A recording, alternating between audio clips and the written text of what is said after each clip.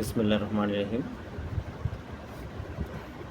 বলো ভাই, আমরা যে ওই যে কোলা বাজারে যে পরোটা, রুটি, ভাত, মাংস খাই, এইগুলার মাঝে আসলে কি ভেজাল আছে নাকি? বড় ভাই, এটা আপনার কাছ থেকে আমরা জানতে চাইতেছি। আপনি একটু ভালোভাবে আমাদেরকে বুঝিয়ে বলেন বলেন। আসলে গোটা বাংলাদেশে জি। বর্তমানে খাদ্যে ভেজালের যে অবস্থা, হুম। এটা অত্যন্ত ভয়াবহ। এটা শিশু খাদ্য থেকে শুরু করে হুম। আমাদের নিত্য প্রয়োজনীয় হুম।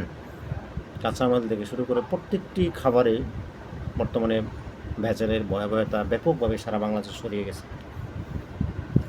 এই যেমন আমি আমার নিজের বাস্তব একটা অভিজ্ঞতা শেয়ার করি। বলেন। আমি গতকাল বিকেলে একটি জি। হোটেলে খাইতে গেলাম। হুম। সেখানে দেখলাম যে সামনে অনেকগুলা সিঙ্গারা, পুরি, হুম। আরও মুখরোচক অনেক মিষ্টান্ন জাতীয় খাবার হুম। এটা টেবিলের সামনে সরানো আছে। তাতে বা দেখলাম সাজিয়ে রাখছে বা গুছিয়ে রাখছে, সাজিয়ে তাহলে রাখছে। আপনার রাস্তাতে যাইতেছেন, রাস্তায় আপনার মন দেখলাম। চাইছে একটু খাওয়ার জন্য, আমি এটা আমরা বুঝি দেখলাম। ভাই, বলেন। হ্যাঁ। সেটা মন চাওয়ার একটা কারণ আছে আপনার। মনে করেন যে বার্ষিক বা ওই খাবারগুলো ওনারা ইচ্ছা করলে হুম। আপনার ডেকে রাখতে পারতো। হুম, অবশ্যই ডেকে অবশ্যই। রাখতে পারতো। এটা ওনারা খোলা রাখে, তার কারণও আছে। হুম। যাতে মানে ওই যারা পথচারী রাস্তা দিয়ে যায় তারা যেন খাবারের প্রতি আকৃষ্ট হয়। হুম, অবশ্যই এটা অবশ্যই ভাই। চিন্তা ভাবনা করে ওনারা খাবারটা খোলা রাখে। হুম।